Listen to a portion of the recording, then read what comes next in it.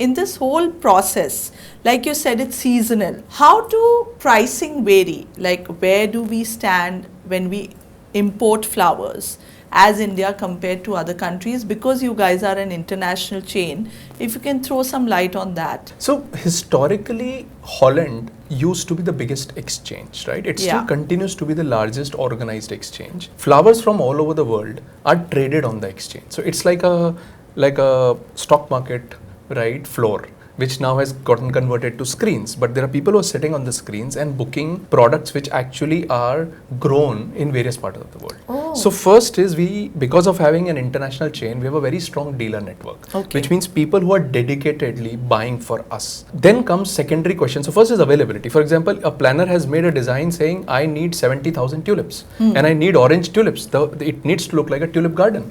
Now the question is, arranging 70,000 tulips is more important. Secondary question that happens is price. But if you look at India is one of the cheapest producers of flowers, but the problem is the variety. It's increasing, right? But we have historically seen maybe 10-12 varieties. Interflora currently deals with 82 varieties of 82 varieties of flowers around the year. Oh wow. Okay, so that's you need to have that kind of availability of flowers. Yeah. Now in pricing, if you look at it, typically people think that large quantities should be cheaper, but it's the reverse.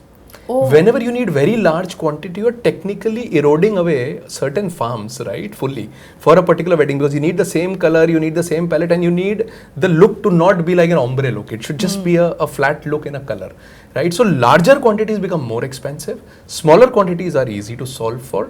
Larger quantities have a better logistics because you are on volumetric weight, right? Smaller quantities will have higher logistics.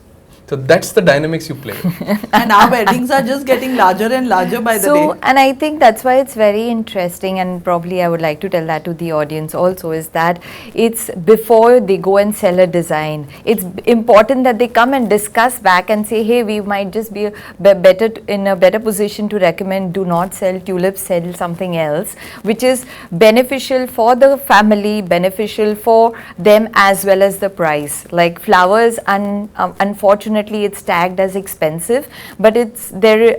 If it is kind of well planned and well thought through, it can be done in all the budgets. That's such a brilliant point you've made, Anuja, because I don't think any planner or designer would be calling you all prior. And if we make that as a practice of just checking with you of what is it that one could recommend at this time of the year, or which are the flowers that you recommend will go best with this design sensibility. I think the whole challenge of trying to value engineer and get the cost down later and sit through negotiations for hours and hours can be cut out to a large extent.